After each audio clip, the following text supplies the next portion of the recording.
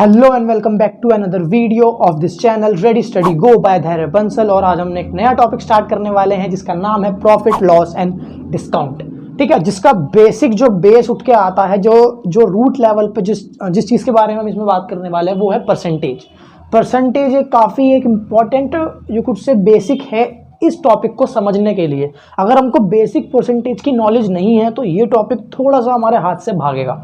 तो उस चीज़ के लिए मैंने परसेंटेज के ऊपर जस्ट अभी एक वीडियो अपलोड किया है जिसका कमेंट्स में, अगर आप मेरे इस वीडियो के कमेंट्स में जाओगे तो पिंड कमेंट उसी वीडियो का है, जाकर देखो और फिर इस वीडियो पर आकर इस चीज़ को कंटिन्यू करना। ये हर एक एज ग्रुप के बच्चे के हिसाब से वीडियो रेलेवेंट है, क्योंकि मैं इसमें बिल्कुल बेसिक के बारे में बात करूंगा कि CP, SP, profit loss, discount ये सब होते क्या हैं। तो चलो फटाफट से बिना टाइम वेस्ट करे स्टार्ट करते हैं।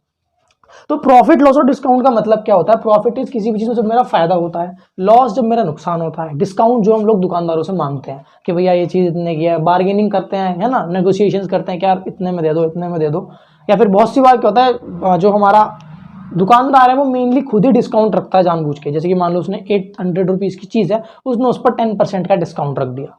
तो अब नॉर्मली तो हम लोग चलो हिसाब लगा लेते हैं, बट क्वेश्चंस में इतना इजी वैल्यू तो नहीं आती जिससे हमको क्लियरिटी में पता लगा उसने बोला 800 रुपीज़ है पर 13.5% का डिस्काउंट है। तो वहाँ पर हम लोग उस चीज़ को कैसे इजीली सॉल्व करेंगे, आज हम वो समझने वाले हैं। सबसे पहले हम बात करते हैं कि सीपी और एसपी क्या होते हैं। CP is cost price, SP is selling price. मतलब क्या होता है? कॉस्ट प्राइस का बेसिकली मतलब है कि कितने की हमने उस चीज़ को कितने का खरीदा है। कॉस्ट हमको उस वो चीज़ कितने की पड़ी है, उसका मतलब क्या होता है? कॉस्ट प्राइस होता है। मान लो मैं दुकान पर जाऊं और मैं किसी चीज़ को मान लो 200 रुपीज़ की जस्ट फॉर अ सेइंग खरीद के लाया, तो वो मेरा क्या हो जाएगा? Cost price. और अपने पास लाकर मैंने उसको 250 का बेच दिया। अपने पास 200 की लाया और 250 का उस चीज़ को बेच दिया, that is what my selling price, की मैंने उस चीज़ को कितने का बेचा। अब अगर मैं यहाँ पर नोटिस करूँ तो मेरा क्या हो रहा है? प्रॉफिट हो रहा है या लॉस हो रहा है? मतलब मेरा फायदा हुआ है इस चीज़ के बाद, इस ट्रांजैक्शन के बाद, इस ट्रेड के बाद मेरा फायदा हो रहा है, मेरा नुकसान हो रहा है? तो मैं ध्यान से सोचूंगा तो मेरा फायदा हो रहा है। मैंने कोई चीज़ 200 की लाई और 250 की बेच दी, मतलब मेरा 50 रुपये का फायदा हो रहा है।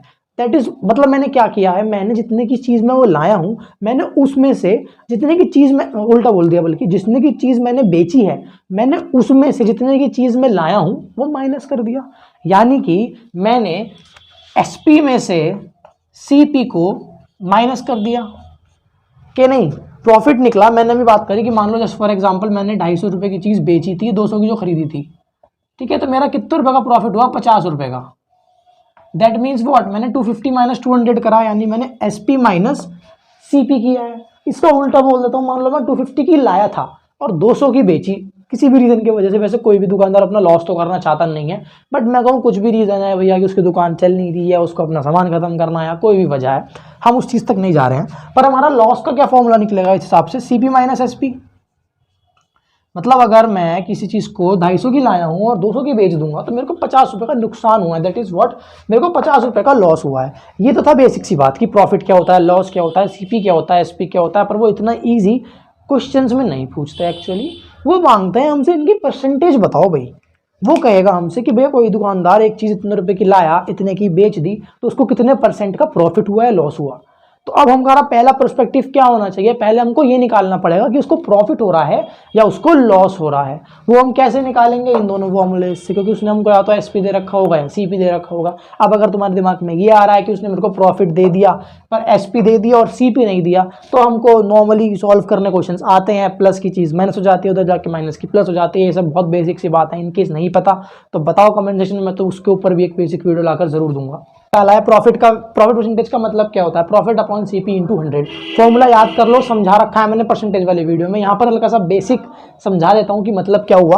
प्रॉफिट जो भी चीज़ की परसेंटेज निकालनी है वो ऊपर, जिसमें से निकालना है वो नीचे, मल्टीप्लाई बाय 100, क्योंकि परसेंटेज लगाने के लिए हमको 100 से मल्टीप्लाई करनी पड़ेगी। Same loss upon CP into 100। अब हमने अपॉन में सीपी क्यों रखा? क्योंकि हमने अभी पीछे मैंने तुम लोगों को इंक्रीज डिक्रीज वाली भी बात करी है। अगर मैं इसको उस वाले फॉर्मूले के साथ लूँ तो मेरा वो क्या बैठता है? Final value minus initial value upon initial value multiply by 100, जो मैंने पिछली वीडियो में समझाया था कि हमने किस हिसाब से लिया है। यहाँ पर अगर मैं देखूंगा तो मेरी फाइनल वैल्यू हमेशा क्या होगी? एसपी होगा, क्योंकि पहले लाऊंगा फिर बेचूंगा। लॉजिकल सी बात है, पहले बेच के कोशिश को उसको दोबारा खरीदूंगा तो नहीं, मतलब वो भी कर सकता हूँ, बट फिलहाल के लिए केस में हम सीपी को एज इनिशियल वैल्यू मानते हैं, क्योंकि पहले हम कोई भी चीज़ खरीदेंगे तब उसको आगे बेचेंगे। ठीक है। तो इनिशियल वैल्यू इसलिए हमने, क्योंकि फॉर्मूला ही अपॉन में इनिशियल वैल्यू होता है, इसलिए हमने दोनों ही केसेस में अपॉन में क्या रखा है, सीपी रखा है, ताकि हम लोगों को ये चीज इजीली सॉल्व करें, और बेसिक लॉजिक भी यही बैठता है। इसलिए ये फॉर्मूला हमारा डायरेक्ट हो गया, profit upon CP into 100, loss upon CP into 100, हमारा डायरेक्ट फॉर्मूला हो गया। यही क्वेश्चंस आते हैं जो बिल्कुल बेसिक क्लासेस में आते हैं, यानी कि 6th में, 7th में, 8th में, शायद 9th 10th में थोड़ा बहुत इसका एग्जैक्ट तो ये नहीं कह सकता मैं, बट थोड़ा सा इसका अपर लिमिट करके, थोड़ा सा क्वेश्चंस को टिपिकल करके, क्वेश्चंस ये कहीं ना कहीं पर ये प्रॉफिट लॉस की परसेंटेज पे अटकते हैं, और क्योंकि बच्चे 6th 7th 8th में इस चीज़ को क्लियर करके चढ़ते ही नहीं है 9th में, तो वो क्वेश्चन इजीली सॉल्व कर ही नहीं पाते हैं। तो इसलिए मैंने इस वीडियो का, मेरा मेन मोटिव था बनाने का। तो ये तो था इस वीडियो का फर्स्ट पार्ट, इस टॉपिक का फर्स्ट पार्ट। अब इससे नेक्स्ट पार्ट में मैं कुछ इन चीज़ों से रिलेटेड क्वेश्चन कराऊंगा, और उसके बाद हम थोड़ा सा इसका एक लेवल बढ़ाएंगे, और उस हिसाब से समझेंगे कि हमारे अगर क्वेश्चन थोड़े से टिपिकल होते हैं तो हमको इस प्रॉफिट लॉस वाले के कॉन्सेप्ट के लिए क्या करना है। Thank you. अगर वीडियो समझ में आई हो और अच्छी लगी हो तो लाइक करो, एक छोटा सा कमेंट करो, कोई भी चीज़ आपको अगर बतानी हो या पूछनी हो, और सब्सक्राइब करो और शेयर करो।